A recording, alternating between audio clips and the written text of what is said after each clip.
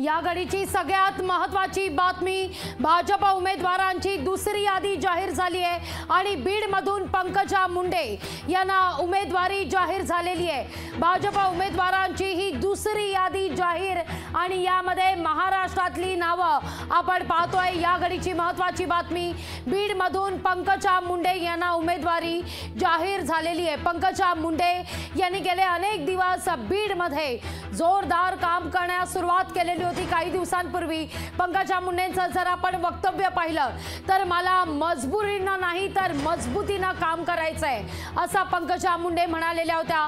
पाहूया आणखीन कुठलं दुसरं नाव समोर येतंय।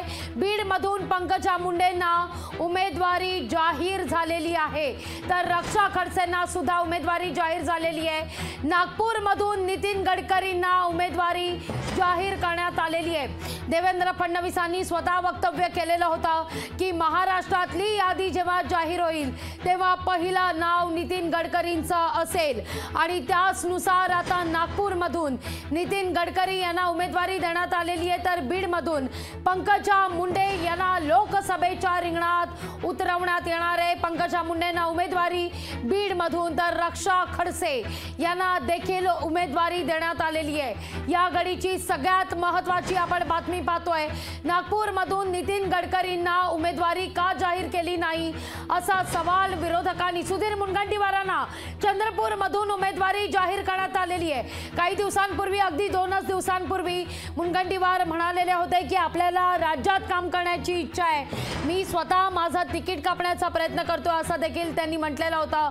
पण चंद्रपूरमधून सुधीर मुनगंटीवार यांना तिकीट देण्यात आलेलं आहे। चंद्रपूरमधून सुधीर मुनगंटीवार यांना उमेदवारी। या घडीची महत्त्वाची बातमी, नागपूरमधून नितीन गडकरी, बीडमधून पंकजा मुंडे, चंद्रपूरमधून सुधीर मुनगंटीवार, तर रक्षा खडसे यांना सुद्धा उमेदवारी देण्यात आलेली आहे। रावेरमधून रक्षा खडसे यांना पुन्हा तिकीट देण्यात आलेलं आहे, तर बीडमधून पंकजा मुंडे यांना उमेदवारी देण्यात आलेली आहे। चंद्रपूरमधून सुधीर मुनगंटीवार यांना या ठिकाणी निवडणुकीच्या रिंगणात उतरवण्यात आलेलं आहे। चंद्रपूरमधून सुधीर मुनगंटीवार यांना उमेदवारी देण्यात आलेली आहे। या घडीची ही महत्त्वाची बातमी, अनेक नावं या ठिकाणी समोर येतात। पुण्यातली देखील उमेदवारी आता समोर आल्याचं पाहायला मिळत आहे। पुण्यातून मुरलीधर मोहोळ यांना उमेदवारी जाहीर झालेली आहे।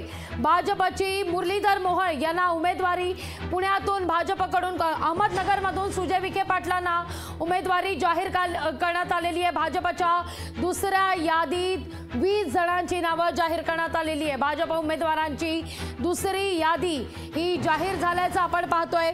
यामध्ये चंद्रपूरमधून सुधीर मुनगंटीवार यांना उमेदवारी देण्यात आलेली आहे, तर बीडमधून पंकजा मुंडे यांना उमेदवारी देण्यात आली आहे।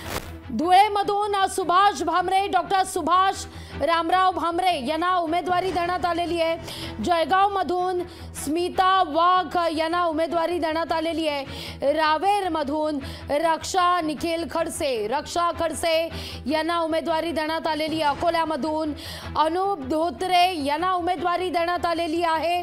नागपूरमधून नितीन गडकरी यांना उमेदवारी आहे। चंद्रपूरमधून सुधीर मुनगंटीवार यांना उमेदवारी देण्यात आलेली आहे, तर नांदेडमधून प्रतापराव पाटील चिखलीकर, गेले अनेक दिवस हे नाव सध्या चर्चेत होतं। नांदेडमधून प्रतापराव पाटील चिखलीकर यांना उमेदवारी देण्यात आलेली आहे, तर जालन्यामधून पुन्हा रावसाहेब दानवे यांना तिकीट देण्यात आलेलं आहे। या घडीची महत्त्वाची बातमी, दिंडोरीतून ज्या नावाची चर्चा होती, डॉक्टर भारती पवार यांना पुन्हा एकदा तिकीट देण्यात येत आहे। दिंडोरीमधून भारती पवार यांचं नाव समोर आलेलं आहे, तर भिवंडीमधून कपिल पाटील। विचार करके पार्टी ने निर्णय लिया होगा तो ये सही है। राहुल जी, मुंबई के स्टेशनों के नाम जो है बदलने का आज मंजूरी दी गई है और अहमदनगर का नाम भी बदला है। विपक्ष कह रहा है कि इनके पास मुद्दे नहीं, इसलिए सब नाम चेंज का ये सब लेके आते हैं चुनाव से पहले। नहीं, देखिए, नाम चेंज यानी ये कोई चुनावी मुद्दा नहीं है, ये मुंबई महाराष्ट्र के अस्मिता का मुद्दा है। जो इसके ऊपर राजनीति करना चाहते हैं, मैं उनसे कहना चाहूंगा कि आप राजनीति से बढ़कर राज्य और राष्ट्र के अस्मिता का विचार करिए। सर, दक्षिण मुंबईतील अनेक रेल्वे स्थानकांची नावं बदलली आहेत। याच्यामध्ये कॉटन ग्रीन असेल, ग्रँड रोड असेल, अशा विविध रेल्वेची नावं बदलली आहेत। काय प्रतिक्रिया आहे? दक्षिण मुंबई हा मराठमोळ्या बांधवांचा भाजपची लोकसभा निवडणुकांच्या दृष्टीनं दुसरी यादी ही जाहीर झालेली आहे। यामध्ये महाराष्ट्रातली नावं आपण पाहतोय। यामध्ये महाराष्ट्रातून हिना गावित यांना नंदुरबारमधून उमेदवारी जाहीर करण्यात आलेली आहे। हिना गावित यांचं विधान देखील काही दिवसांपूर्वी समोर आलेलं होतं। सर्वेक्षणादरम्यान ज्यावेळी भाजपनं सर्वेक्षण केलेलं होतं कामाचं कार्यप्रणालीचं, त्यावेळी देखील हिना गावित यांनी आपल्यालाच उमेदवारी मिळेल असा विश्वास व्यक्त केलेला होता। त्यानुसार हिना गावित यांचं नाव समोर आलेलं आहे। विजयकुमार गावित देखील म्हणालेले होते हिना गावित यांना निवडून द्यायचंय। धुळ्यातून नाव आपण पाहतोय सुभाष भामरे यांचं नाव धुळ्यातून समोर आलेलं आहे। सुभाष भामरे हे धुळ्यातून भाजपचे लोकसभेचे उमेदवार असतील। जळगावमधून स्मिता वाघ यांना उमेदवारी देण्यात आलेली आहे, तर रावेरमधून रक्षा खडसे यांना उमेदवारी देण्यात आलेली आहे। विशेष म्हणजे बीड, ज्याकडे सगळ्यांचंच लक्ष लागलेलं होतं, बीडमधून पंकजा मुंडे हे नाव पुन्हा लोकसभेकरता निवडणुकीच्या रिंगणात।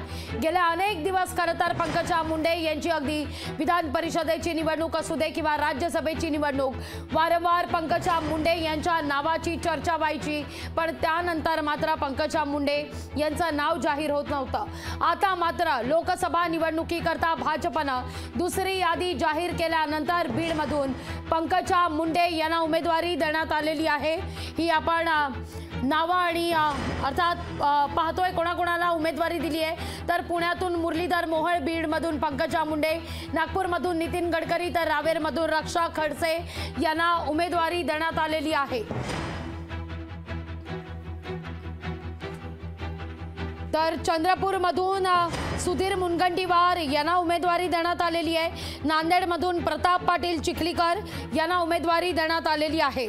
याच विषयी अधिक माहिती घेण्याकरता थेट जाऊया आपले प्रतिनिधी चेतन ननावरे यांच्याकडे। चेतन, काही वेळापूर्वी आपण ज्याची चर्चा करत होतो ती मुंबई उत्तरची जागा, मुंबई उत्तरच्या जागेवर पियुष गोयल यांना उमेदवारी देण्यात आलेली आहे, पण सगळ्यात महत्त्वाचं म्हणजे काही नावं सुधीर मुनगंटीवार, पंकजा मुंडे यांना लोकसभा निवडणुकीच्या रिंगणात आता उतरवलं जाणार आहे। दुसऱ्या यादीत ही नावं आघाडीवर आणि अर्थातच नितीन गडकरींचं नाव सुद्धा। निश्चितच लागवी, आपण ज्या प्रकारची लोकशाहीने सर्वप्रथम ही बातमी ब्रेक केलेली होती की पियुष गोयल यांना गोपाळ शेट्टी यांचं तिकीट कापून जागा दिली जाईल, या उलट मनोज कोटक यांची जागा ही बदलली जाईल। आज सकाळपासून ही बातमी आपण चालवली होती की मुंबईतील 2 जागांवरती आपल्याला खांदेपालट झालेला पाहायला मिळेल। त्याप्रमाणे मनोज कोटक यांच्या ठिकाणी आता मिहीर कोटेचा यांची वर्णी लागलेली आहे, या उलट गोपाळ शेट्टी यांची जागी आता पियुष गोयल यांची जागा कुठेतरी आता जाहीर करण्यात आलेली आहे। तिसरी महत्त्वाची गोष्ट, मुंबईतील जे भाजपचे तिसरे खासदार आहेत त्या म्हणजे पूनम महाजन, आणि या पूनम महाजनच्या जागेवरती अद्यापही कुठल्याही नावाची घोषणा झालेली नाहीये, त्यामुळे या संदर्भात अद्यापही चर्चा सुरू असल्याची माहिती आपण जी दिलेली होती ती खरी ठरलेली आहे। कारण आजच्या यादीमध्ये स्थानिक खासदार असूनही त्यांचं नाव जाहीर करण्यात आलेलं नाही। या उलट आशिष शेलार यांची कुठेतरी मनधरणी केली जात आहे की पूनम महाजन यांच्या विरोधात असलेली नाराजी आहे ती पाहता आशिष शेलार यांनी या ठिकाणी निवडणूक लढवावी, मात्र शेलार यांनी विश्वास दिलेला आहे की पूनम महाजन यांच्याऐवजी कुठलाही चेहरा द्यावा, मी त्याला निवडून आणण्याची जबाबदारी स्वीकारतो। त्यामुळे या जागेचा सस्पेन्स अद्याप कायम आहे। या उलट सुधीर मुनगंटीवार यांना कॅबिनेट मंत्री असतानाही लोकसभेवर पाठवलं जाईल, याबद्दल बातमी आपण लोकशाहीने दाखवली होती, तीही आता खरी ठरलेली आहे। आणि पंकजा मुंडे यांच्या नावावरती शिक्कामोर्तब होऊ शकतं, त्यावरही आता या यादीमध्ये आपल्याला दुजोरा मिळालेला आहे। त्यामुळे बरेच खांदेपालट नवीन चेहरे आपल्याला या ठिकाणी पाहायला मिळालेले आहेत आणि आणखी पुढे येणाऱ्या यादीमध्ये हा सस्पेन्स याच प्रकारे कायम ठेवला जाईल आणि भाजपकडून आणखी काही धक्के दिले जातील, काही नवे चेहरे घोषित केले जातील आणि त्याच प्रकारे काही जुन्या चेहऱ्यांना आहे ते पुन्हा एकदा काही ठिकाणी विधानसभेच्या जागांवर पाठवलं जाईल। या उलट काही जणांना घरचा रस्ता दाखवला जाऊ शकतो। लागवी, निश्चित जशी सुरुवातीपासूनच चेतन आपण चर्चा करत होतो की भाजपचा धक्का तंत्र हे दुसऱ्या यादीत आपल्याला पाहायला मिळेल।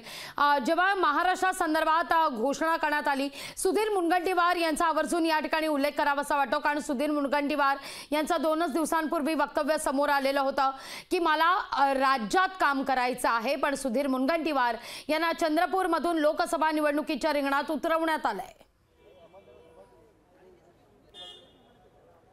निश्चितच लागवी, जरी ते चर्चा करत असले, माध्यमांवरती प्रतिक्रिया देत असले, तरीही आतून त्यांनी तयारी सुरू केलेली होती, जी माहिती सूत्रांकडून कळाली आपल्याला. 1 महिन्यापासून चंद्रपूर जो लोकसभा मतदारसंघ आहे तो बांधण्यास मुनगंटीवारांनी सुरुवात केली. याचा अर्थ याआधी आपण जी बातमी दिलेली होती की मुनगंटीवारांना लोकसभेच्या रिंगणात उतरवलं जाईल, कारण महाराष्ट्रामध्ये 45+चा नारा देताना भाजपने स्थानिक ज्या 23 जागा आहेत तिथे कुठलीही हार पत्करणार नसल्याचा चंग मानलेला होता. याआधी त्यांनी ज्या 25 जागा लढवल्या होत्या त्यामधली फक्त 1 जागा जी बारामतीची आहे ती सोडण्याची तयारी दाखवली होती. या उलट 24 जागांवरती तयारी सुरू केलेली होती आणि त्यामध्ये 1 जागा पियुष गोयल यांची असेल, दुसरी जागा असेल जी सुधीर मुनगंटीवार यांची होती. म्हणजे राज्यसभेवर असलेले पियुष गोयल लोकसभेमध्ये उतरणार आणि ते याच मतदारसंघात उतरणार हे स्पष्ट झालेलं होतं. दुसरीकडे ज्या ठिकाणी अद्यापही लोकसभेची जागा चंद्रपूरची खाली आहे त्या ठिकाणी सुधीर मुनगंटीवार यांना रिंगणात उतरवलं जाईल. त्याच प्रकारे त्यांनी वॉर रूमला सुरुवात केलेली होती. इतकंच नाही तर प्रचार रथही तयार केल्याची माहिती आता समोर येत आहे. त्यामुळे सुधीर मुनगंटीवार यांच्या नावावर अख्ख्या शिक्कामोर्तब होण्याची औपचारिकता बाकी होती ती आजच्या यादीमध्ये आपल्याला पाहायला मिळते. तिसरीकडे ज्या हॉट सीटवर सगळ्यांचं लक्ष होतं ती म्हणजे पंकजा मुंडे यांना संधी कशी मिळणार, तर ती एकंदरीत त्यांच्याच बहिणीच्या तिकिटावर तरी संधी देण्यात आली आहे. त्यामुळे आमदारकीच्या रिंगणात कदाचित त्यांच्या बहिणीला उतरवलं जाऊ शकतं अशी चर्चा आता आहे. आणि तिसरी महत्वाची गोष्ट म्हणजे मनोज कोटक यांची कामगिरी, त्यांचं रिपोर्ट कार्ड A+ होतं, मात्र तरीही त्यांना विधानसभेत उतरायची तयारी केली जाते. त्यामुळे कुठेतरी मिहीर कोटेचा यांना आता लोकसभेवर पाठवलं गेलेलं आहे. लागवी निश्चित आपण पाहतोय चेतन की धक्कातंत्र आश्चर्यचकित करणारी ही यादी आपण म्हणूया, कारण अनेक नावं या ठिकाणी नवीन आहेत, अनेक चेहरे या ठिकाणी नवीन आहेत, पण जुन्यांना सुद्धा या ठिकाणी काहींना संधी देण्यात आलेली आहे. मग ते डॉक्टर भारती पवार असू दे किंवा हिना गावित, ही देखील नावं आपण या ठिकाणी पाहतोय. निश्चितच लागवी, कारण भारती पवार यांनी कांदा प्रश्न खूप चांगल्या प्रकारे हाताळला. नाफेड मार्फत कांदा खरेदी केंद्र त्यांनी वेगवेगळ्या ठिकाणी कुठेतरी आणण्यासाठी आपण पाहिलं असेल, याआधी केंद्रात जाऊन बैठक घेतली असेल अमित शहांबरोबर, त्यांच्यासोबत स्वतः मुख्यमंत्री, उपमुख्यमंत्री, कृषी मंत्री गेलेले होते. आणि एकूणच दुसरी एक महत्त्वाची गोष्ट आपण लक्षात घ्यायला हवी ती म्हणजे मुरलीधर मोहोळ. पुण्यातून सातत्याने 2 नावं चर्चित होती, जगदीश मुळीक असेल, मुरलीधर मोहोळ असेल. मात्र मुरलीधर मोहोळ यांच्या संघटनेतलं काम पाहिलं, त्यांची भाजप संघटनामधली वाढतं वजन पाहिलं, त्यामुळे कुठे त्यांना संधी देण्यात येईल अशी शक्यता आपण वर्तवलेली होती आणि तीही खरी ठरलेली आहे.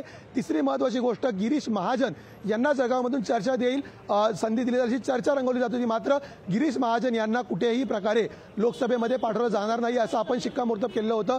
कारण एकंदरीतच राज्यामधलं त्यांचं वजन पाहिलं, संकटमोचक म्हणून त्यांची कामगिरी पाहिली आणि फडणवीस यांच्याशी जवळीक पाहिली तर त्यांना राज्यातच ठेवलं जाईल आणि त्यावरती आज कुठेतरी शिक्कामोर्तब झालेलं आहे. कारण जळगावमधून स्मिता वाघ यांना आता उमेदवारी देण्यात आलेली आहे आणि असे अनेक चेहरे असतील जे आपण रिपीट होताना आता पाहत आहोत. लोकशाही मराठी ऐका, पहा, जागरूक रहा.